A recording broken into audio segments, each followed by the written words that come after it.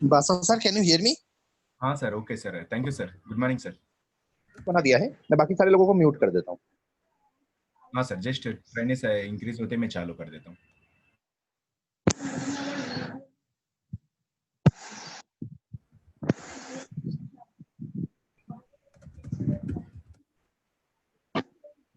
Sir आपको छोड़ के बाकी सारे लोगों को म्यूट कर दिया गया है, तो आप कर सकते हैं। Start sir.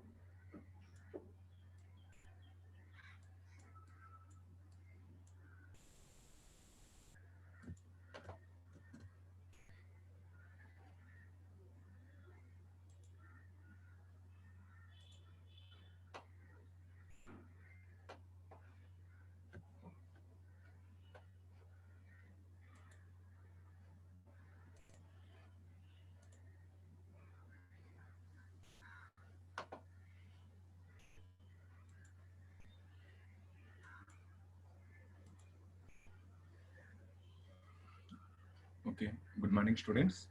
Today we will discuss level next topic, that is level measurement using electrical system. In a previous lectures, we have seen about a level measurement using a mechanical system and hydrostatic liquid level measurement system. Now today we will discuss totally purely on electrical measurement system. Okay. So in this topic, I will discuss basically non-popular methods and popular methods also, because we need to learn all the principles and methods of applications. So we can discuss resistive type, inductive type, capacitive type, ultrasonic type, radar type, and radiation type of applications in this lecture. So by this lecture, I will complete the total level topic. So electrical level sensors are more popular in industrial application because it can be easily transmitted and can be recorded the data, और it can be used for adapt for the control system, मतलब control application में भी इसको use कर सकते हैं, alarm applications के लिए भी यूज कर सकते हैं, और आपको डिजिटल प्रोटोकॉल्स इनकॉर्पोरेट करना है तो वो भी अच्छा होता है, और सिग्नल स्प्लिटिंग करने में भी आसान होता है. सो इलेक्ट्रिकल सिस्टम में बहुत सारे एडवांटेजेस है than the mechanical. Mechanical only आपका लोकल इंडिकेशन के लिए चलता है, मगर रिमोट एप्लीकेशंस के लिए, दूर तक ट्रांसमिट करने के लिए ये सिस्टम्स ठीक नहीं रहता मैकेनिकल वाला, तो वो प्रॉब्लम्स हम ओवरकम कर सकते हैं इलेक्ट्रिकल में. सो आज हम देखेंगे total electrical type of level measurement systems के बारे में.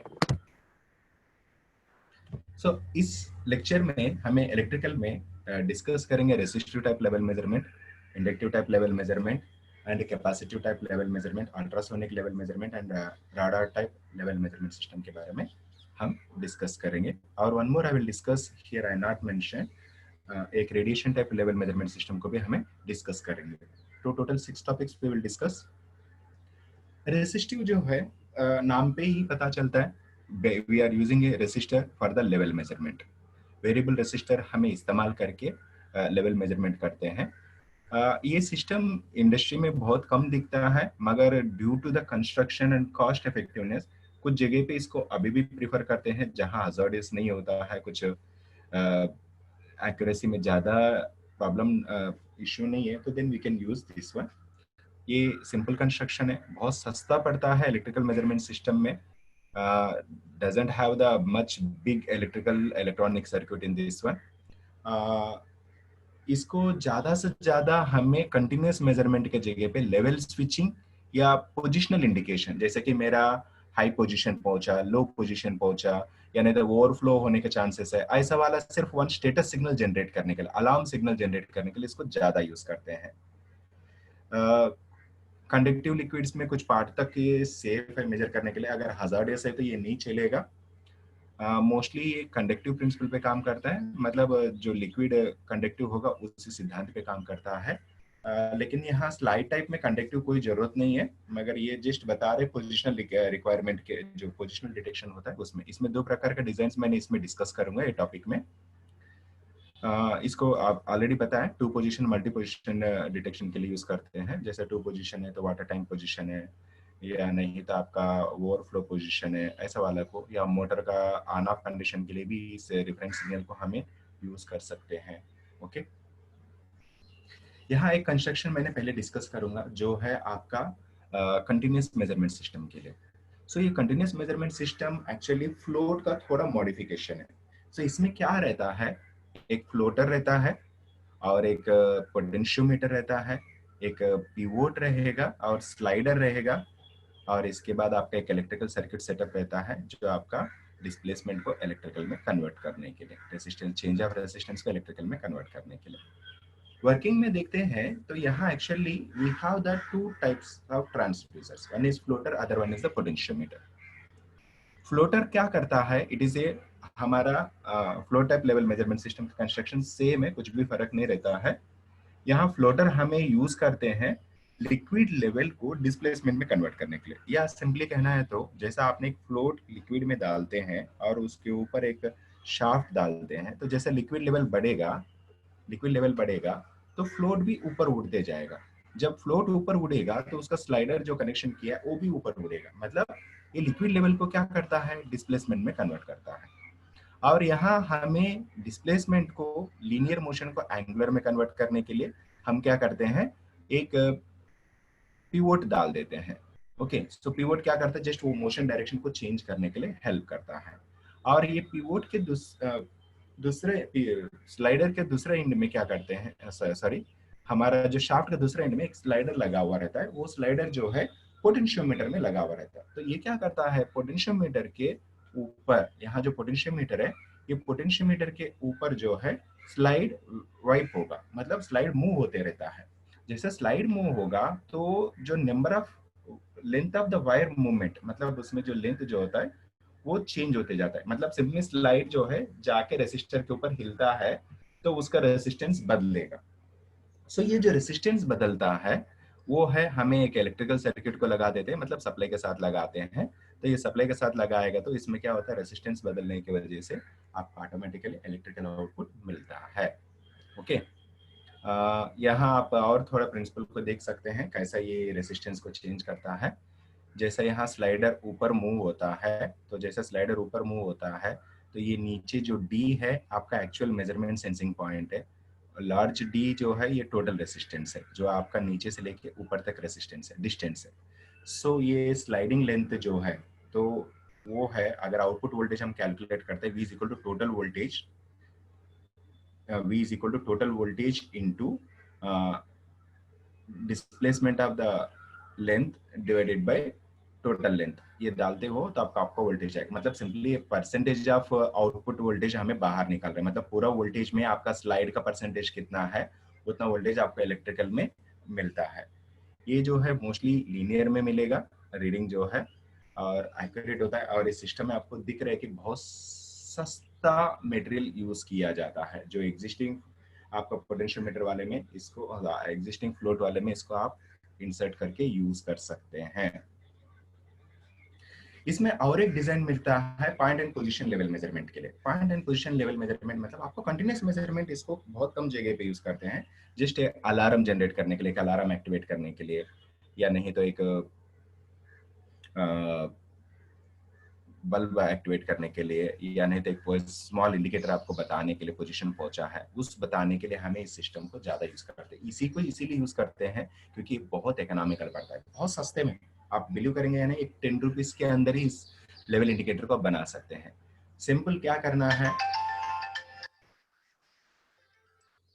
सिंपल आपको क्या करना है, इसमें आपने 2 इलेक्ट्रोड यूज करते हैं, एक सप्लाई के सीरीज में लगाता है, इलेक्ट्रोड को लिक्विड में डुबा देते हैं, एक को सप्लाई का एकदम बॉटम लेवल में बिठाते हैं, एक ऊपर लेवल में बिठाता है। जो ऊपर लेवल मतलब आपको कौन सा पोजीशन आपको डिटेक्ट करना है। जैसे लिक्विड ये दोनों के बीच में कांटेक्ट आ जाएगा तो क्या हो जाएगा, वहां बीच में जो सीरीज में अगर कोई बल्ब लगा हुआ है, मीटर लगा हुआ है, तो उसमें आपको इंडिकेशन आता है। तो यहाँ बाजू में सर्क्यूट देख सकते हैं, एक लिक्विड लेवल लिया है और इसमें एक मेर्क्यूरी भरा है। मेर्क्यूरी इसीलिए यूज करते हैं क्योंकि ये कंडक्टिव प्रिंसिपल पे काम करता है, मतलब लिक्विड कंडक्टिव होना है, और वो कंडक्टिव प्रॉपर्टीज जो है हमारा लिक्विड का प्रॉपर्टीज से बदल जाता है, इसकी वजह से आपका सेंसिटिविटी लिक्विड टू लिक्विड अलग आता है। वो प्रॉब्लम ओवरकम करने के लिए हम एक छोटा सा मैनोमीटर डिजाइन यूज करते हैं और इसमें लिक्विड यूज करते हैं। यहाँ मेर्क्यूरी यूज करने का रीजन ये है, 2 रीजन है। एक, mercury is a good conductor है, और due to the high density वो लिक्विड में मिक्स होता नहीं है, वो लिक्विड से नीचे ही रहेगा। इसकी वजह से आप पानी जो भी डालते हैं तो वो क्या करेगा, वो लिक्विड जो है मेर्क्यूरी को पुश करेगा। यहाँ क्या किया है, ऑब्जर्व कीजिए आपका राइट साइड लेफ्ट साइड में डायग्राम में, यहाँ एक सप्लाई है, सप्लाई के साथ ऊपर साइड में एक इलेक्ट्रोड लेके गया, थ्रू द रेसिस्टर इसको अंदर नीचे तक डाला है, दैट इज रेफरेंस इलेक्ट्रोड है। इसके बाद नीचे नेगेटिव टर्मिनल से कमीटर लगा के हमें रेसिस्टर्स के थ्रू क्या किया है, एक रेसिस्टर सीरीज बैंक लगाया है, ईच पॉइंट में एक रेसिस्टर लेके एक एक लेवल पे लगाते गया है। जैसा मेरा लिक्विड लेवल बढ़ते जाएगा इनके बीच में कंडक्शन आते जाएगा, जैसा कंडक्शन आता है एक एक का रेसिस्टेंस ऐड होते जाएगा, इसके हिसाब से मेरे यहाँ मीटर में करंट कम ज्यादा होते जाता है। सो करंट कम ज्यादा है वो जो है आपका लिक्विड लेवल से, मतलब यहाँ क्या है, पोजिशनल से आप डिटेक्ट कर सकते हैं। इसमें एक डिसएडवांटेज है, आपको मोर एक्यूरेट चाहिए, मोर पोजिशंस चाहिए, यू नीड मोर इलेक्ट्रोड्स। जैसे मोर इलेक्ट्रोड्स आप यूज करते हैं तो सर्क्यूट कॉम्प्लेक्स हो जाता है, ओके, और कॉस्ट ऑटोमेटिकली बढ़ जाता है। तो इसीलिए इनको क्या करते हैं, हमें low level high level position, low level middle level high level position, low level 25%, 50%, 75%, 100% position, ऐसा डिटेक्ट करने में इसको ज्यादा यूज करते हैं। ओके, इसके अंदर जो मोस्टली सप्लाई जो होता है 20 वोल्ट के नीचे यूज करते हैं। ओके, यहाँ आप एक बाजू में एक छोटा सा E&H का एक प्रोब डिजाइन दिखा रहा है जो इंडस्ट्री में यूज करते हैं। और मोस्टली यहाँ जो इलेक्ट्रोड्स यूज करते हैं, अगर करोसिव लिक्विड्स है तो उसको इंसुलेशन कोटिंग भी देना पड़ता है। एडवांटेजेस है सिंपल कंस्ट्रक्शन, लो कॉस्ट है, कॉस्ट इफेक्टिव कंस्ट्रक्शन है, मल्टी पॉइंट और सिंगल पॉइंट पोजीशन डिटेक्ट करने में आसान है और इंक्रीज और डिक्रीज करने में आसान है। फूड ग्रेड मटेरियल के लिए बहुत सूटेबल है क्योंकि यहाँ कोई आपका सिस्टम को डैमेज नहीं करेगा या फूड ग्रेड तो प्रॉपर्टीज को चेंज नहीं करता है। That is the one advantage है। Disadvantage only some points only, अगर पॉइंट पोजिशनल डिटेक्टर है तो सम पॉइंट्स डिटेक्ट करेगा। कंटिन्यूस मेजरमेंट पोटेंशियोमीटर है तो वो भी, और पोटेंशियोमीटर आपको स्लाइड बड़ा वाला लेना पड़ता है, वो कॉस्ट बढ़ जाता है। वाइपर जो है बार बार रगड़ने से डैमेज होने के चांसेस है तो उसको चेंज करना जरूरी पड़ता है अगर वाइपर टाइप मेथड यूज करता है तो। Suitable for the conductive liquids only, ये ओनली कंडक्टिव लिक्विड्स के लिए चलता है, नॉन कंडक्टिव लिक्विड्स के लिए नहीं चलेगा। एक्सप्लोजिव टाइप ऑफ लिक्विड्स में इसको यूज नहीं कर सकते क्योंकि इलेक्ट्रिकल प्रॉपर्टी है, वो डैमेज करने का चांसेस है। आपको अगर ज्यादा एक्यूरेसी चाहिए तो मोर नंबर ऑफ कंडक्टर्स यूज करना है, जो कॉस्ट बढ़ जाता है। अगर आपका लिक्विड करोसिव है तो आपका रॉड जल्दी डैमेज होता है, या नहीं तो उसके ऊपर आपको हल्का सा कंडक्टिव नॉन करोसिव कोटिंग देना है, विच इज एक्सपेंसिव है। इंडक्टिव टाइप ये इतना ज्यादा यूजफुल नहीं है, ये इंडस्ट्री में इतना मोस्टली यूज नहीं करते हैं, लेकिन वर्किंग प्रिंसिपल के लिए या समझने के लिए एक मेथड है बोल के इसको डिस्कस करना पड़ता है। ये mostly conductive type of liquids के ऊपर ही काम करता है, और इसका जो इसके ज्यादा यूज ना करने का रीजन ये है क्योंकि ये बल्कि पड़ जाता है। हमारा इंडस्ट्री में यूज करने वाला टैंक्स जो है मोस्टली बड़े बड़े होते हैं, मोस्टली बड़े बड़े होते हैं, मगर क्या है जितना बड़ा होता है उतना लंबा लिम डाल के उसको कंडक्टिव वायर मतलब इंडक्टर बनाना, उतना लंबा इंडक्टर बनाना बोले तो it is A more costly है, और कहीं भी टूट जाता है तो वो डैमेज होने का चांसेस है। मगर a very good thing is that it is more accurate and more linear system है, इसीलिए ये जो है छोटे छोटे सिस्टम्स में ज्यादा यूज करते हैं। ओके, इसको मोस्टली अगर आपको इंडस्ट्री में यूज करना है इसके एक्यूरेसी और सेंसिटिविटी प्रॉपर्टी के हिसाब से, तो इसको क्या करते हैं ओनली लेवल स्विचिंग में या लेवल डिटेक्शन में इसको ज्यादा यूज करते हैं। अगर इसका कंस्ट्रक्शन में देखते हैं तो अगर लेवल स्विचिंग का ऐसा वाला एप्लीकेशन ज्यादा होता है और स्मॉल लेवल मेजरमेंट होता है, तो इसमें क्या करते हैं, दो कॉइल्स यूज करते हैं, एक रेसिस्टर रहता है और एक मेटल ट्यूब यूज करते हैं, जहां आपको टैपिंग बॉटम से निकाल के लिक्विड से पैरेलल में लगाते हैं रेफरेंस कॉलम लेने के लिए। ओके, सो जैसा आपका लिक्विड जो है रेफरेंस कॉलम में लिक्विड भरता है, तो यहाँ कॉइल्स दोनों जो है सीरीज में लगा हुआ है, और इसके अंदर दो रेसिस्टर्स भी लगा हुआ रहता है सीरीज में इनका। मतलब यहाँ जो कॉइल के बीच में एक है और एक पैरेलल में और एक रेसिस्टर लगा हुआ है। सो ये रेफरेंस इलेक्ट्रिकल सिग्नल जनरेट करने के लिए इसको हम क्या है एसी सोर्स देते हैं, क्योंकि इंडक्टिव प्रॉपर्टीज इंड्यूस होने का आसानी होने के लिए।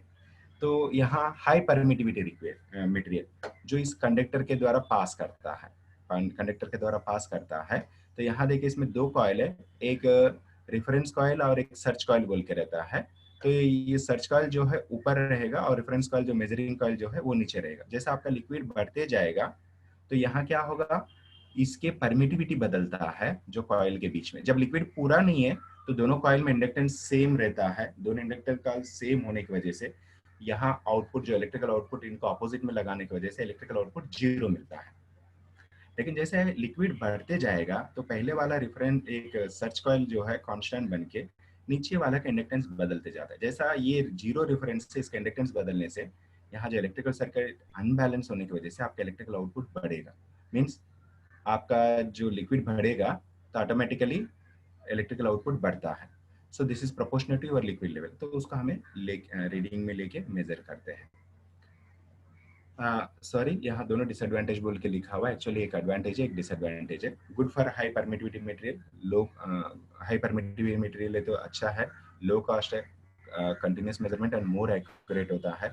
डिसएडवांटेज ये है वेरी लार्ज साइज, बड़े बड़े वाले को नहीं चलता है, छोटे वाले में ही आप यूज कर सकते हैं। Work only with the conductive liquids, non conductive liquids का परमिटिविटी बहुत कम रहता है, इसलिए नॉन कंडक्टिव लिक्विड्स में इसको यूज नहीं करते हैं। Capacitive level detector, capacitive level detector industry में मोर पॉपुलर है, बहुत ज्यादा यूज करने वाला सक्सेसफुल इलेक्ट्रिकल मेथड है। मोर मतलब बहुत सस्ता है और कॉस्ट इफेक्टिव है। आप इंडस्ट्री में आप यूज करने हैं तो बहुत सस्ते में मिलने वाला एक्यूरेट और लीनियर इलेक्ट्रिकल आउटपुट देने वाला लेवल मेजरमेंट सिस्टम है capacity level measurement system. Useful for आपका जो लिक्विड जो है, लिक्विड्स के भी होता है और सेमी स्लरिश है, मतलब छोटे छोटे पार्टिकल्स है, गंदगी लिक्विड है, उनमें भी इसको यूज कर सकते हैं। अग्रेसिव लिक्विड्स के लिए, हेवी बिल्डअप लिक्विड्स के लिए, मतलब जिसमें लिक्विड्स में बहुत बड़े बड़े पार्टिकल्स है, उनके लिए भी बहुत अच्छा चलता है। ये मोस्टली छोटे छोटे वाले इंस्ट्रूमेंट्स के लिए चलता है because this is a contact type liquid level measurement है। Contact type liquid level measurement मतलब आपका जो कैपेसिटेंस प्रोब है लिक्विड में इमर्स करके मेजर करना पड़ता है लिक्विड में। तो अगर टैंक बड़ा हो जाता है तो आपका प्रोब भी बड़ा हो जाता है, so which cause the reading errors. So इसके लिए क्या है, ये बड़े बड़े टैंक्स में यूज नहीं करते हैं। ये हाई टेम्परेचर एप्लीकेशंस में भी अच्छे से यूज कर सकते हैं। लेकिन इसमें एक डिसएडवांटेज है, हाई टेम्परेचर वाले में आप यूज करते हैं तो प्लेट का एरिया चेंज होने के चांसेस है, इसकी वजह से आपका जो कैपेसिटेंस बदलने के चांसेस है। तो इसके लिए क्या करते हैं, वहां थोड़ा प्रिकॉशन लेना पड़ता है। अगर आप एक्सट्रीम प्रिकॉशन केयर लेते हैं तो ये हाई टेम्परेचर एप्लीकेशंस में भी इसको यूज कर सकते हैं। वर्किंग प्रिंसिपल, यहाँ देखिए इसके अंदर बहुत सारे डिजाइन और कंस्ट्रक्शन और ईच कंस्ट्रक्शन का अलग अलग वर्किंग प्रिंसिपल्स रहता है। मगर यहाँ इन ब्रॉड में देखते हैं तो ये दो प्लेट के बीच में कैपेसिटेंस का प्रिंसिपल पे काम करता है। मतलब simply what is capacitor? Capacitor is nothing but form with the two electrodes separated by dielectric. मतलब दो इलेक्ट्रोड्स लेके इसके बीच में अगर डाइलेक्ट्रिक रखते हैं तो वो कैपेसिटर फॉर्म होता है। दो मेटल प्लेट के बीच में एक डाइलेक्ट्रिक रखते हैं तो आपका कैपेसिटर रेडी है। सो एक कैपेसिटर का कैपेसिटेंस तीन चीज के ऊपर डिपेंड रहता है। एक है प्लेट का एरिया, अगर आपका प्लेट का एरिया ज्यादा होगा तो कैपेसिटेंस ज्यादा होगा। आपका प्लेट्स के बीच में डिस्टेंस कम होगा, प्लेट के बीच में डिस्टेंस कम होगा, प्लेट के बीच में डिस्टेंस कम होगा तो कैपेसिटेंस ज्यादा मिलेगा। और डाइलेक्ट्रिक मीडिया भी इफेक्ट करता है। अगर मोर डाइलेक्ट्रिक है, डाइलेक्ट्रिक मतलब how much less electrical conductivity, insulation property जितना अच्छा रहेगा, जितना इंसुलेशन प्रॉपर्टी कम, इंसुलेशन प्रॉपर्टी ज्यादा रहेगा, इंसुलेशन प्रॉपर्टी ज्यादा रहेगा तो इसका डाइलेक्ट्रिक कांस्टेंट भी बढ़ते जाएगा। ओके, सो यहाँ अगर इसको फॉर्मूला में बताते हैं तो C is equal to E A by D. यहाँ C जो है आपका इफेक्टिव कैपेसिटेंस है, जो आउटपुट कैपेसिटेंस है, ई डाइलेक्ट्रिक कांस्टेंट है जो आपका इलेक्ट्रिकल प्रॉपर्टी है, और ये is the area of the plate, D is the distance between the plates. Okay, so यहाँ क्या करते हैं, मोस्टली हमारा area of the plate distance between plate same होता है। सो जैसे लिक्विड लेवल बढ़ते जाएगा तो उसका डाइलेक्ट्रिक प्रॉपर्टी बदल जाएगा तो कैपेसिटेंस भी चेंज आता है। मतलब यहाँ जैसे लिक्विड लेवल बढ़ते जाएगा तो आपका कैपेसिटेंस चेंज होते जाएगा। जैसे कैपेसिटेंस चेंज होते जाएगा तो उसके आपने बाहर में इलेक्ट्रिकल सर्किट जो लगाया है उसके अंदर इलेक्ट्रिकल आउटपुट भी बदल जाएगा। So that electrical output is directly proportional to your level. मतलब capacitance is directly proportional to the level or electrical output is directly proportional to capacitance. So electrical output directly proportional to the liquid level. Construction, इसके अंदर हमें अलग अलग design मिलते हैं। एक है एक दो इलेक्ट्रोड्स आपको लिक्विड के अंदर इंसर्ट करके भी करते हैं, एक इलेक्ट्रोड इंसर्ट करने वाला भी मिलता है, एक दो इलेक्ट्रोड विद इंसुलेशन कोटिंग वाला भी मिलता है। यहाँ जो डिजाइन में मैं डिस्कस कर रहा हूँ, एक है आपका एक इलेक्ट्रोड आपका लिक्विड में इंसर्ट किया विद इंसुलेशन कोटिंग, दूसरा इलेक्ट्रोड जो है आपका टैंक जो बॉडी है उसको दूसरा इलेक्ट्रोड बनाया और वो उसके ऊपर एक इंसुलेशन कोटिंग करके हमें यूज कर रहे हैं। ये एक टेक्निक है। अगर आप यहाँ इंसुलेशन कोटिंग इज ऑप्शनल है, अगर आपका लिक्विड करोसिव है, डैमेज करने वाला है तो इंसुलेशन कोटिंग यूज करते हैं। सेकेंड चीज, आपका लिक्विड कंडक्टिव है तो भी इंसुलेशन कोटिंग यूज करते हैं। अगर आपका लिक्विड कंडक्टिव नहीं है और नॉन करोसिव है तो आपने इंसुलेशन कोटिंग लेने की भी जरूरत नहीं है।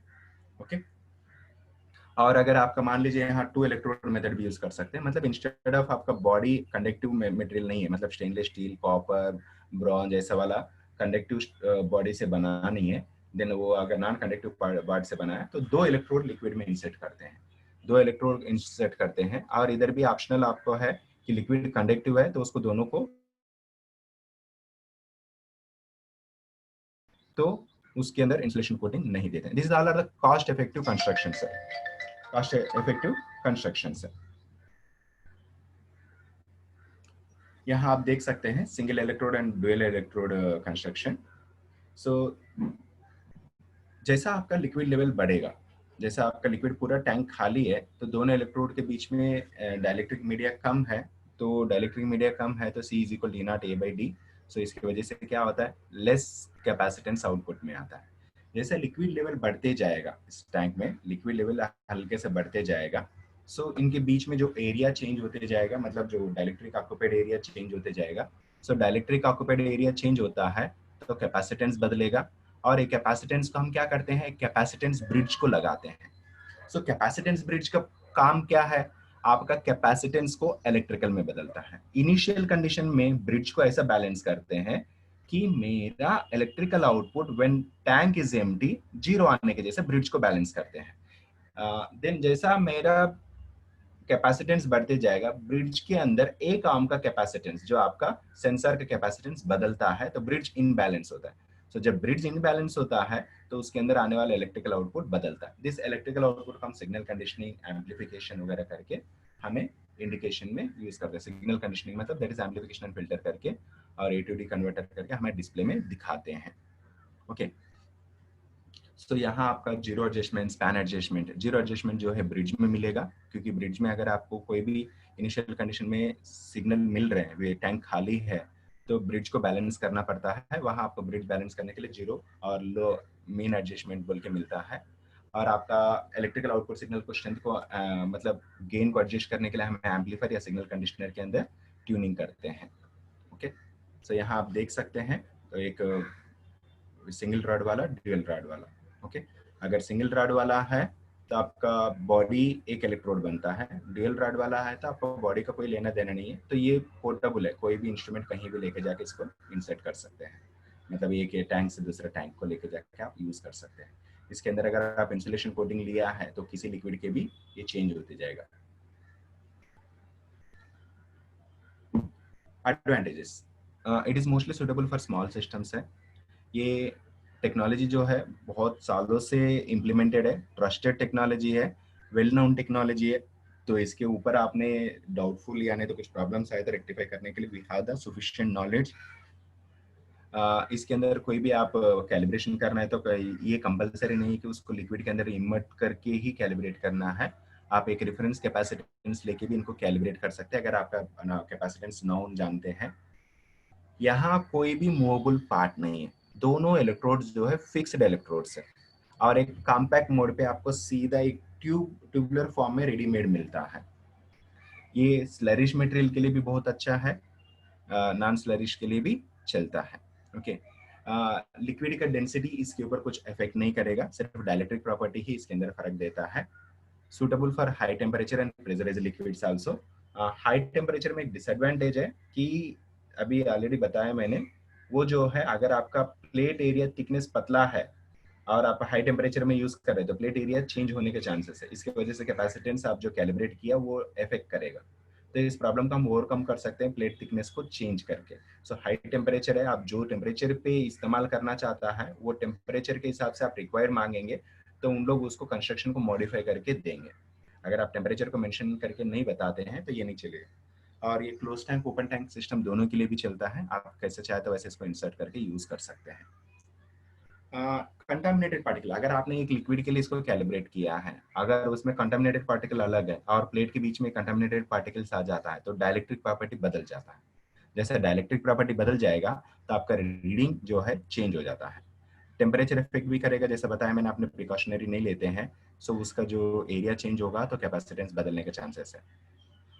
ये लिक्विड जो है हाई डाइलेक्ट्रिक कांस्टेंट और प्रॉपर डाइलेक्ट्रिक कांस्टेंट वो उसी को चलता है। डाइलेक्ट्रिक कांस्टेंट कंटिन्यूअसली बदलने वाला लिक्विड के लिए ये ठीक नहीं है।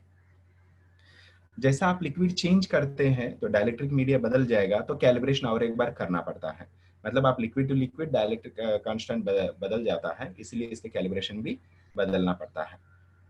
प्रोब, आप जो प्रोब सेलेक्ट करते वक्त आप प्रॉपरली मार्केट में जाकर कोई भी लेंथ लेके किसी को भी लाके इसको बता नहीं सकते हैं, मतलब आपको जो साइज चाहिए वो साइज तुरंत नहीं मिलता है। जैसा अल्ट्रासोनिक है, आप लाके इधर कैलिब्रेट कर सकते हैं, सेटअप कर सकते हैं, ऐसा बोल के नहीं है। अगर आपका टैंक का साइज के हिसाब से आप पहले प्री रिक्वेस्ट करना पड़ता है इसमें कि मेरे को इतना साइज का चाहिए बोल के, और सेकंड चीज मेरे को 1 मीटर का चाहिए, 2 मीटर चाहिए बोल के नहीं बोल सकते, क्योंकि मेरा टैंक एग्जैक्टली मैंने उसी लेवल पे मैं डिजाइन करके नहीं रखता। मतलब इसको लेना है तो आपको पहले डिफाइन करना होगा मेरे को कौन सा साइज चाहिए, या नहीं तो आपको मार्केट में जो स्टैंडर्ड साइज मिलता है 1 metre probe, half metre probe, ऐसा अगर वो वाला लाके यूज करते हैं तो टैंक साइज में आपको कॉम्प्रोमाइज होना पड़ेगा। ओके, इसके अंदर जो है लिक्विड जो है आपको एक लेवल तक रहेगा, लेकिन ऊपर जो लिक्विड के ऊपर जो मॉइस्चर होगा, अदर गैसेस होगा, लिक्विड्स होगा, ये कैपेसिटेंस को बदलने के चांसेस है।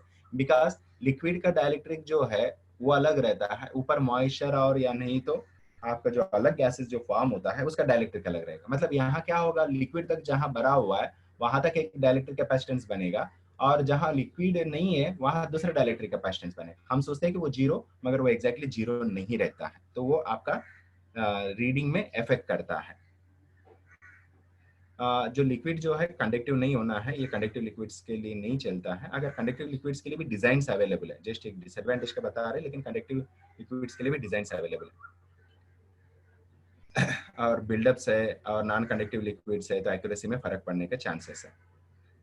मतलब नॉन कंडक्टिव लिक्विड्स है, हाई डाइलेक्ट्रिक कांस्टेंट वाला मोर एक्यूरेट देता है, लेस कंडक्टिव और लेस डाइलेक्ट्रिक कांस्टेंट रहने वाला कम एक्यूरेसी देता है। The smaller vessels higher in the influence of decay changes in the upper medium, मतलब जो छोटे टैंक्स होगा उसका डाइलेक्ट्रिक कांस्टेंट को ज्यादा इफेक्ट करता है, और इससे पूरा लेवल को मेजर नहीं कर सकते हैं, because some part of bottom में लीव करना पड़ता है टैंक लिक्विड दोनों इलेक्ट्रोड्स के बीच में एंटर करने के लिए, और इसका जो एवरेज रीडिंग जो है थोड़ा बहुत तो फर्क पड़ सकता है। नेक्स्ट हम डिस्कस करते हैं, मोस्ट पॉपुलर वन है, वो है आपका ultrasonic level measurement. Ultrasonic level measurement जो है ये most popular, more accurate and आज के दिन में इंडस्ट्री में सबसे ज्यादा प्रेफर करने वाला one of the level measurement system है। बिकॉज ये आपका लिक्विड में प्योर लिक्विड्स के लिए, स्लरिश पार्टिकल्स के लिए, नॉन स्लरिश पार्टिकल के लिए भी ये अच्छा चलता है। और सेकंड चीज, it is a non contact type. इसको लिक्विड का डेंसिटी चेंज हो गया, डाइलेक्ट्रिक कांस्टेंट चेंज हो गया, बार बार कैलिब्रेशन करने की जरूरत नहीं है, सीधा लेके जाके आसानी से बिठा सकते हो, आसानी से रिमूव कर सकते हो, और आपका लिक्विड का जो डाइलेक्ट्रिक कांस्टेंट्स है या नहीं तो आपका लिक्विड का डेंसिटी प्रॉपर्टीज है, इसको कुछ भी इफेक्ट नहीं करेगा। नॉन कांटेक्ट होने की वजह से इसका लाइफ स्पैन जो है बहुत ज्यादा रहता है, तो मतलब एक बार खरीद लिया तो सालों भर इसका चलता है, और सेफ एंड एक्यूरेट मेजरमेंट है। हजार्डियस लिक्विड्स में भी अच्छे से चलता है, अग्रेसिव एंड अब्जॉर्प्शन लिक्विड्स में भी बहुत अच्छा चलता है, एम्बिएंट कंडीशंस में भी ये बहुत अच्छे से काम करता है, वर्स्ट एनवायरमेंटल कंडीशंस में भी ये बहुत अच्छे से काम करता है। मतलब मेरा वेदर चेंजेस है, फॉग है वगैरह ऐसा बोल के इसमें कुछ आपको ज्यादा इफेक्ट नहीं करेगा, और उसका एडजस्टमेंट्स भी इसमें अवेलेबल है। अल्ट्रासोनिक मींस, अभी पहले सोचते हैं कि वर्किंग प्रिंसिपल समझने के पहले what is mean bye ultrasonic. नाम पे ये अल्ट्रासोनिक, ये दो वर्ड्स है। सोनिक का मतलब होता है sound, sound signal.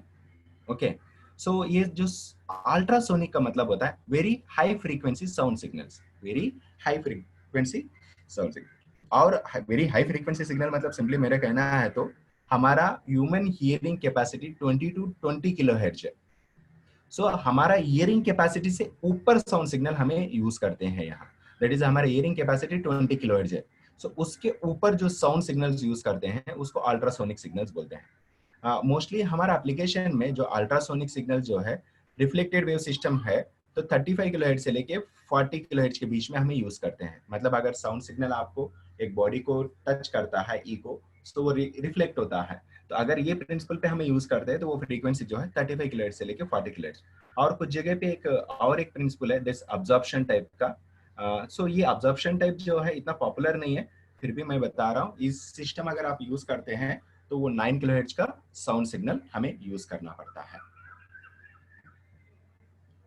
Working principle, सो यहाँ आपको मालूम है, जहां भी आप इको पॉइंट्स बोल के सुना होगा, सिटी जो आपका हिल स्टेशंस पे जाते हैं वहां लिखा हुआ रहता है इको पॉइंट्स।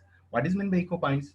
वहां जाके अगर आप खड़ा होते हो और आप चिल्लाते हो तो वो क्या होगा, थोड़ी देर के बाद आपका आवाज आपको सुनाई देता है। ये क्या कैसे सुनाई देता है? क्योंकि जब आप चिल्लाते हैं आवाज जो है एयर में ट्रैवल होगा।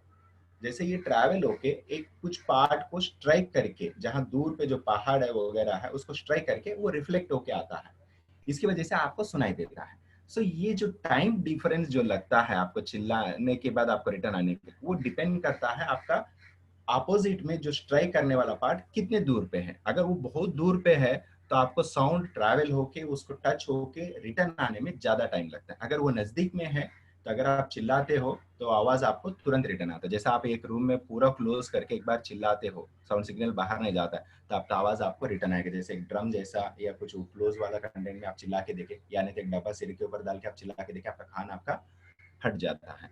सो सिंपली कहना है तो the time difference between the transmitted and received signal is inversely proportional to the liquid level।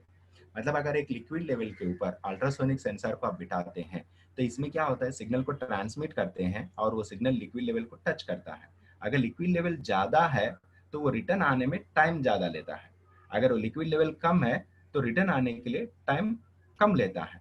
मतलब जो ट्रांसमिटिंग और रिसीविंग सिग्नल का डिफरेंस जो होता है टाइम, वो डिफरेंस जो है inversely proportional to the liquid level. Liquid height ज्यादा है तो कम टाइम में आपका रिटर्न आ जाता है, लिक्विड लेवल कम है तो ज्यादा टाइम में वो रिटर्न आता है। यही सिद्धांत पे हमारा जो most of the industrial ultrasonic level measurement systems काम करता है। यहाँ आप देख सकते हैं साइड में एक अल्ट्रासोनिक लेवल ट्रांसमीटर दिखा रहा है।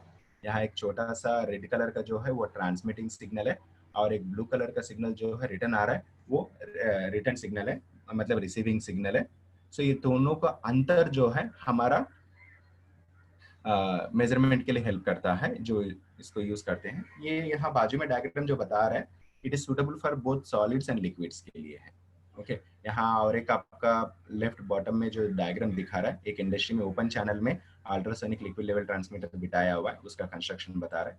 और यहाँ देख सकते हैं अल्ट्रासोनिक वाला कितना छोटा और कॉम्पैक्ट में दिख रहा है। Construction and working, ultrasonic transmitter में it is having a very critical and complex microprocessor based electronic circuit रहता है। अगर इसका हम पार्ट में करते हैं तो it is having a one sensing part रहता है। इसके अंदर एक ट्रांसमीटर और एक रिसीवर, एक ट्रांस रिसीवर बोल के भी रह सकता है, मतलब वही ट्रांसमीटर वही रिसीवर भी हो सकता है।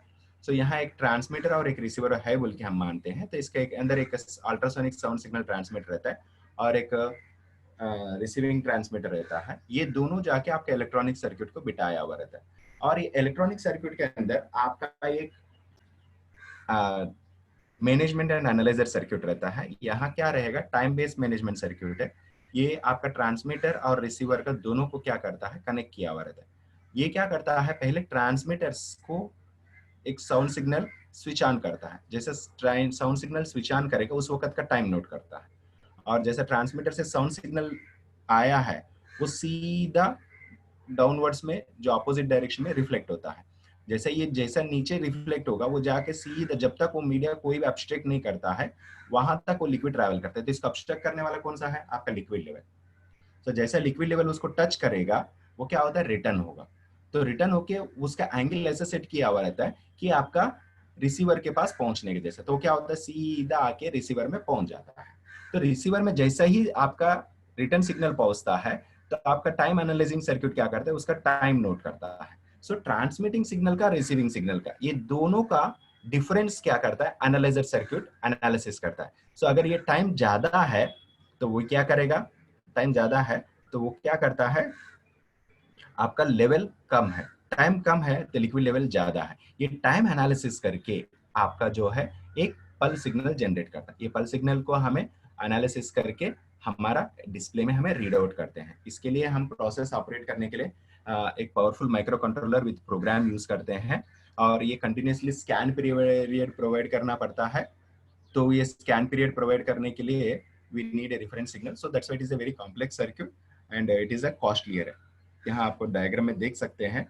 तो देखिए यहाँ मेरा एक ट्रांसमीटर है, आपका रेड कलर सिग्नल ट्रांसमिट हो रहा है, नीचे आपका लिक्विड को टच कर रहा है, और ब्लू कलर येलो कलर जो है वो रिफ्लेक्ट होके आ रहा है। सो यहाँ सेंसर जो है उसको डिटेक्ट कर रहा है। मोस्टली यहाँ ट्रांसमीटर रिसीवर अलग अलग दिखाते हैं, मगर ट्रांसमीटर रिसीवर दोनों है एक ही जैसा रहता है, एक ही में इनकॉर्पोरेट किया हुआ रहता है। वो piezo electric sensor type use करते हैं। So this will be trans receiver बोलते हैं। सो पीजो इलेक्ट्रिक सेंसर जो है ट्रांस रिसीवर है। सो वो ट्रांस रिसीवर होने का मतलब वही ट्रांसमिट करेगा, वही रिसीव भी करेगा। एडवांटेजेस, मेन एडवांटेज है कॉन्टैक्टलेस है, no physical contact, no movable part, so automatically किसी ऑब्जेक्ट में, किसी सेंसर में मूवेबल पार्ट नहीं है और कॉन्टैक्टलेस है, तो उसका लाइफ बहुत ज़्यादा रहता है। ओके, मेजरमेंट सिस्टम जो है, इसका मेजरमेंट रीडिंग जो है आपका मटेरियल का प्रॉपर्टी अफेक्ट नहीं करता है, मतलब इसके अंदर डाइलेक्ट्रिक प्रॉपर्टीज, डेंसिटी, मॉइस्चर वगैरह जो है इसका मेजरमेंट रीडिंग में ज़्यादा अफेक्ट नहीं करता है। इजी एंड फास्ट इंस्टॉलेशन, मतलब क्विकली आप इंस्टॉल कर सकते हैं, क्विकली मेजर कर सकते हैं। लिक्विड फिल करना या नहीं तो डिस्चार्ज करना वगैरह कैलिब्रेशन करने के लिए करते वक्त जरूरत नहीं है, आप simply microprocessor based micro controller होने की वजह से कैलिब्रेशन करना भी बहुत आसान हो जाता है। डिसएडवांटेजेस है इसमें, कुछ पार्ट जो है आपका अनवांटेड कोई हेवी थिक मटेरियल्स है तो सिग्नल को ऑब्जर्व करने के चांसेस है। लिक्विड में आप अल्ट्रासोनिक बोलते हैं तो लो फ्रीक्वेंसी सिग्नल है, तो कभी कभी क्या होता है लिक्विड में ये ऑब्जर्व हो जाएगा, लॉन्ग डिस्टेंस में ट्रैवल करता है तो अटेन्यूएट हो जाएगा सिग्नल, इसकी वजह से क्या होता है थोड़ा बहुत सेंसर बाउंस होने के चांसेस है। सरफेस फिनिशिंग भी फर्क पड़ता है, अल्ट्रासाउंड सिग्नल रिफ्लेक्ट होना है तो सरफेस फिनिशिंग अच्छे से होना चाहिए, और वेवलेंथ है और टर्बुलेंस है और उसके अंदर कुछ सरफेस अच्छे से फिनिशिंग नहीं है तो रिफ्लेक्टेड वेव का सिग्नल जो है डिविएट होगा या अल्टर्ड हो जाएगा, वो चेंज हो जाएगा डायरेक्शन, उसकी वजह से आपका सिग्नल रीडिंग चेंज हो, मतलब फर्क पड़ने के चांसेस हो सकता है। इसके बाद नेक्स्ट है राडार लेवल डिटेक्टर। सो राडार लेवल डिटेक्टर अल्ट्रासोनिक जैसा ही है, अल्ट्रासोनिक में हमें 35 टू 40 किलोहर्ट्ज का सिग्नल यूज करते हैं, तो राडार में हमें 3 गीगाहर्ट्ज से लेके 5 गीगाहर्ट्ज का सिग्नल यूज करते हैं, वेरी हाई फ्रीक्वेंसी सिग्नल्स इसमें यूज करते हैं। ये स्लरिश, नॉन स्लरिश और लिक्विड्स के लिए, सॉलिड्स के लिए, सबके लिए चलता है। इसके अंदर जैसा अल्ट्रासोनिक में सरफेस फिनिशिंग इफेक्ट करता है, इसके अंदर सरफेस फिनिशिंग का इफेक्ट बहुत कम रहता है। Reliable and good for the turbulent and non turbulent liquid, मतलब सरफेस फिनिशिंग का इतना इश्यू नहीं है, तो इसमें टर्बुलेंट लिक्विड है तो भी अच्छे से मेजर करता है, फॉग है, बीच में फॉर्म है तो भी ये ज्यादा इफेक्ट नहीं होता है। इसके लिए भी अगर आपको इफेक्ट होता है तो इसमें दो प्रकार मिलता है कि एक guided wave, non guided wave बोल के भी मिलता है, so that also we can use. Working principle similar to the your ultrasonic वाला है, इसमें भी टाइम डिविएशन वाला मिलता है, एक अटेन्यूएशन वाला मिलता है, लेकिन हमें आज लेक्चर में ये डिस्कस करते हैं टाइम डिविएशन वाला ही डिफ्लेक्ट करेंगे। So the duration of the time या time deviation of the transmitting receiving signal is inversely proportional to the liquid level. So liquid level ज्यादा होगा तो टाइम डिफरेंस जो है कम रहेगा, लिक्विड लेवल कम रहेगा तो टाइम डिफरेंस ज्यादा मिलेगा। टाइप्स इसमें दो प्रकार मिलता है, एक गाइडेड वेव, एक नॉन गाइडेड वेव बोल के। सो सिंपल है, गाइडेड वेव बोले तो ultrasound signal, sorry radar signal आपको ट्रांसमिट करने के लिए वी विल यूज द एक रॉड, मतलब एक रॉड यूज करके ट्रांसमिट करते हैं, मतलब उसको बोलते हैं गाइडेड वेव। सो आपको बीच में कोई इंटरमीडिएट पार्टिकल्स है यानी तो कुछ हेवी स्लरिश पार्टिकल्स है, तभी आपको कचरा वगैरह ज्यादा है यानी तो बीच में फॉग वगैरह इफेक्टेड होने वाला ऐसा बोल के लगता है तो गाइडेड वेव हमें प्रीफर करते हैं। नॉन गाइडेड वेव मतलब इसमें कुछ नहीं है, आपका जो हाई फ्रीक्वेंसी सिग्नल जो है सीधा हमें अपोजिट में इजेक्ट करते हैं, जैसा अल्ट्रासोनिक जैसा है। ओके, तो यहाँ दोनों देख सकते हैं guided wave, non guided wave signals का। ये जो आपका लेफ्ट साइड में जो दिखता है वो नॉन गाइडेड वेव का है और राइट साइड में जो दिखता है वो गाइडेड वेव का है, मतलब इसमें एक रॉड यूज करते हैं सिग्नल को ट्रैवल करने के लिए। कंस्ट्रक्शन, इसके अंदर भी एक ट्रांस रिसीवर रहेगा और आपका हाई फ्रीक्वेंसी सिग्नल जनरेट करने के लिए एक very high frequency signal generate करने वाला ऑसिलेटर रहता है। तो ये ऑसिलेटर क्या करता है, ये राडार वेव्स को जनरेट करके आपका गाइडेड वेव में देखते हैं तो वो क्या करेगा, सीधा वो रॉड के द्वारा ट्रांसमिट करता है। अगर नॉन गाइडेड वेव है तो सिंपली एक्सपोज करेगा और वो जाके लिक्विड को टच करने के जैसा होता है। सो यहाँ आपको दोनों ऊपर सेंसर दोनों देख सकते हैं, नॉन गाइडेड वेव का, गाइडेड वेव का डिजाइन कैसा रहता है। सो गाइडेड वेव है तो सिग्नल जो उसी के थ्रू जाता है, it is more accurate and more reliable है। वर्किंग देते हैं तो हाई फ्रीक्वेंसी से 5 गीगाहर्ट्ज 3 गीगाहर्ट्ज का जो हाई फ्रीक्वेंसी सिग्नल जो है, इंपल्सेस को जो है, मतलब कंटिन्यूस नहीं है, इंपल्सेस जो पीरियोडिक इंपल्सेस को हमें क्या करते हैं, एक एजेक्ट करते हैं। एजेक्ट करने की वजह से वो सिग्नल क्या होता है, सीधा जाके आगे वाले को टच करेगा, जैसा उसको टच करेगा तो वो रिफ्लेक्ट होता है, रिफ्लेक्ट होकर आने के बाद आपका डिटेक्टर जो है उसको डिटेक्ट करता है। सो एक इम्पल्स जनरेट होता है, तो that impulse will be analysed by your circuit micro controller, और वो माइक्रो कंट्रोलर दोनों डिविएशन से एनालिसिस करके आपका लेवल को बता देता है। एडवांटेजेस, वेरी एक्यूरेट, बहुत अच्छा एक्यूरेट है। आप 0.5 mm का भी आप इसमें अच्छे से मेजर कर सकते हैं। इंस्टॉलेशन एट द टॉप, मतलब इसको ऊपर में आप बिठा सकते हैं। नॉन कॉन्टैक्ट टाइप है। Accuracy independent of dielectric and density and conductivity. No setup is required for changing of liquid. आप लिक्विड बदल जाता है तो कुछ स्पेशल सेटअप कुछ करने की जरूरत नहीं है, आपको सेम कैलिब्रेशन सेम सिस्टम में आप इसको यूज कर सकते हैं। और इसमें जो है मेन है आपका टैंक डिजाइन और पोजीशन देखना जरूरी है, क्योंकि आपका रडार वेव कभी बॉडी को इसका कहीं किसी को टच करता है तो क्या होगा, वो विदाउट आपका लिक्विड टच करने से पहले रिफ्लेक्ट होगा, तो वो बाउंस एरर या रॉन्ग एरर आपको देने के चांसेस है। इसीलिए इसको क्या करते हैं, आपको कुछ स्पेस, डेड जोन के स्पेस लेके, मतलब उसका जो डिटेक्टेड रेंज का स्पेस लेके आपको इसको बिठाना जरूरी है। कुछ समटाइम्स फॉर्म वगैरह इफेक्ट करता है, तो ये प्रॉब्लम ओवरकम करने के लिए हम गाइडेड वेव यूज करते हैं। ब्लॉकिंग डिस्टेंस है, मतलब कुछ पार्ट तक ये डिटेक्ट नहीं करता है। टर्बुलेंट सरफेस भी थोड़ा बहुत इफेक्ट करेगा, मगर it is not that much है। डायरेक्टिव कांस्टेंट जो है कम होना जरूरी है। नेक्स्ट है रेडिएशन लेवल डिटेक्टर। सो अगर आप मान लीजिए मैंने इतने सारे अल्ट्रासोनिक है, इंडक्टिव है, कैपेसिटिव है, इतने सारा देखा है, लेकिन बिकॉज ऑफ पोजिशनल, मतलब टैंक को आपने कहीं टैप, इन सारे क्या है, कहीं ना कहीं आपको टैप को या टैंक को ऊपर बिठाना पड़ता है। लिक्विड को कांटेक्ट होने की जरूरत नहीं है, लेकिन कहीं तो ऊपर तो टैप करना पड़ेगा, साइड में टैप करना पड़ेगा, ओके, या नहीं तो इंसर्ट करना पड़ेगा। ऐसा सिचुएशन कभी कभी नहीं हो पाता, किसी किसी टैंक को आप टैप करना एक्सप्लोजिव होने का चांसेस ज्यादा, या नहीं तो टैंक के ऊपर आप टैपिंग करके उस किसी सिस्टम को यूज नहीं कर सकते हैं। मतलब आपने कोई भी सिस्टम को अडॉप्ट करने का आपको पॉसिबिलिटी नहीं है due to the mechanical, constructional या जियोग्राफिकल प्रॉब्लम्स की वजह से। आपको सेंसर को बिल्कुल टैंक के साथ कनेक्शन नहीं करना चाहते हैं, तो बाकी सारे किसी में पॉसिबल नहीं है, उस टाइम हमें ये रेडिएशन टाइप लेवल डिटेक्टर हम यूज कर सकते हैं। इसको मैंने थोड़ा गामा रेडिएशन लेवल डिटेक्टर इसीलिए बोल रहा हूँ क्योंकि गामा रेस इसमें ज्यादा यूज करते हैं। वो क्यों यूज करते हैं आगे हमें डिस्कस करेंगे। ओके, सो ये रेडिएशन लेवल डिटेक्टर है। तो now come we can discuss what is radiation isotopes. Radiation isotope का मतलब एटम्स जो है, सब कुछ एटम्स ऐसा होता है कि इनका केमिकल प्रॉपर्टी सब सेम रहेगा, मगर उसके अंदर जो न्यूट्रॉन्स का संख्या के अलग होने की वजह से या न्यूट्रॉन्स का फर्क की वजह से उसका प्रॉपर्टी थोड़ा बहुत अलग होता है। सो ये न्यूक्लियस में जो न्यूट्रॉन्स का संख्या अलग होने का, जो इसको हम कहते हैं दैट इज आइसोटोप्स बोलते हैं। सो हर मटेरियल में थोड़ा बहुत तो आपको ये अनस्टेबिलिटी ऑफ आइसोटोप्स मिलता ही है। सो ये आइसोटोप जो है हमें डिसइंटीग्रेटेड द वेव, मतलब एनर्जी को जनरेट करता है। सो वो हमें तीन टाइप में कैटेगराइज कर सकते हैं, एक अल्फा, बीटा, गामा बोल के। ओके, इनके बारे में हम सुना है ऑलरेडी। सो आपका जो एक्सरेज में वगैरह इनको यूज करते हैं मोस्ट ऑफ द एप्लीकेशन, हमारा हॉस्पिटलाइज्ड एप्लीकेशंस में ये ज्यादा दिखता है। इसके वजह से हमें इनको सुना होगा। यही सिस्टम हमें इधर भी यूज कर रहे हैं हमारा लिक्विड लेवल मेजरमेंट में। सो अगर हमें रेडिएशन का एनर्जी लेवल्स को कैटेगराइज करेंगे तीन पावर लेवल्स को, तो अल्फा का 1 होगा, तो बीटा का 100 होगा, और गामा का जो है इसका पेनिट्रेशन एनर्जी लेवल जो है 10,000 के ऊपर रहता है। इसका मतलब gamma having a more penetration power than the alpha.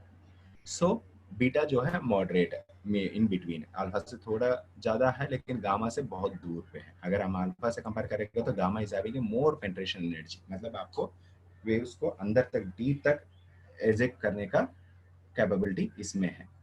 Okay, so hence हमें गामा रेस को जो है हमारे एप्लीकेशंस में ज्यादा यूज करते हैं। दैट्स व्हाई इस रेडिएशन लेवल मेजरमेंट्स को हम चाहे तो gamma radiation level detection procedure बोल के हमें बोल सकते हैं। Working principle, the radiation received by the gamma detector, मतलब हमें इसमें क्या करता है, एक ट्रांसमीटर रहेगा और एक रिसीवर रहता है।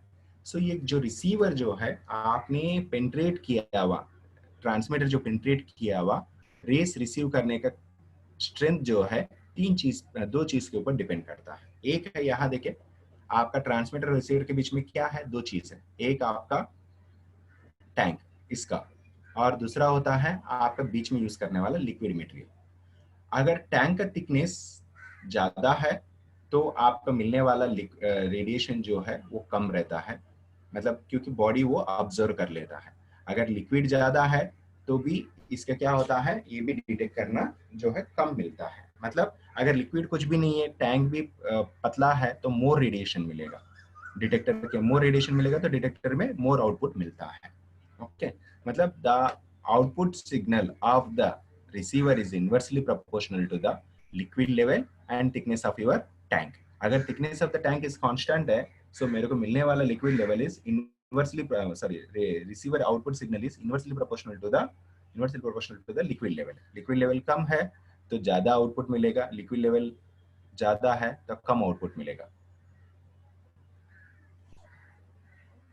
सो कंस्ट्रक्शन एंड वर्किंग, इसके यहाँ देख सकते हैं सर, आपने बोल रहे रेडिएशन वाला है बोल रहे हैं, तो क्या ये बहुत बड़ा होता है और बहुत साइज में नहीं, ये रेडिएशन जो ट्रांसमीटर जो है आप यहाँ देख सकते हैं, it having a small and it look like a coin के बाजू में जितना साइज है अप्रोक्सीमेटली उतना साइज में ही इसको बनाते हैं।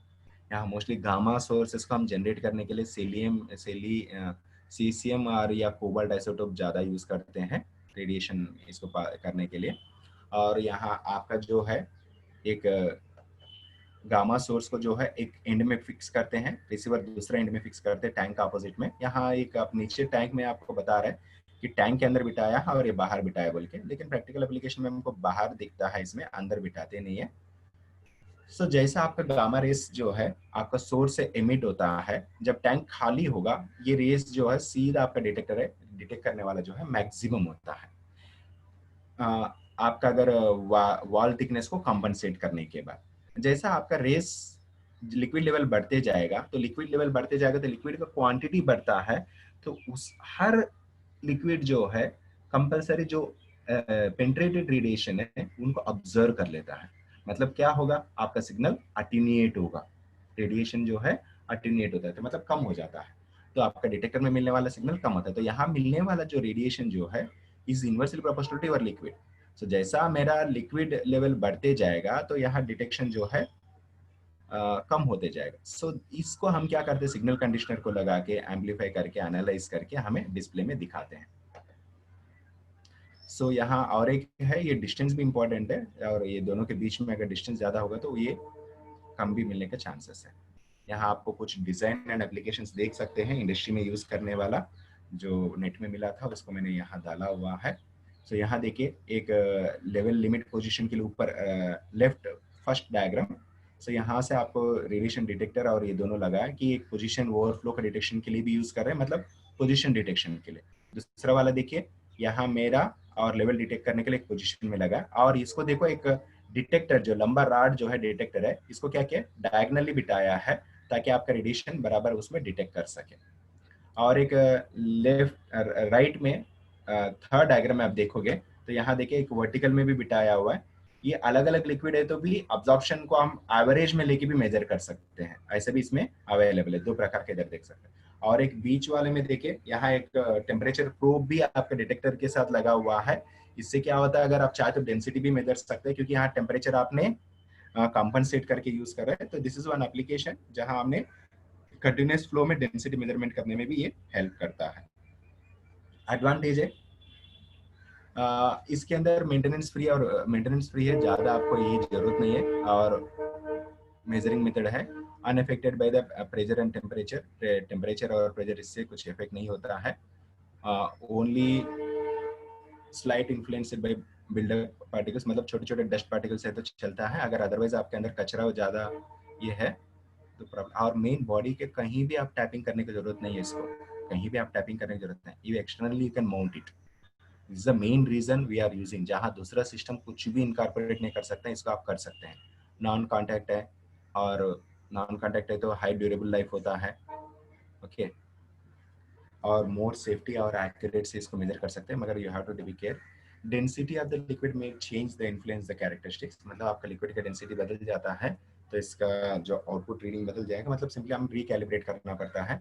इसके द्वारा टोटल लेवल आप मेजर करना मुश्किल है, एक पर्टिकुलर लेवल तक मेजर कर सकते हैं, स्मॉल साइज तक ठीक है, क्योंकि डिटेक्टर साइज का आपको बड़ा करना पड़ेगा, ओके।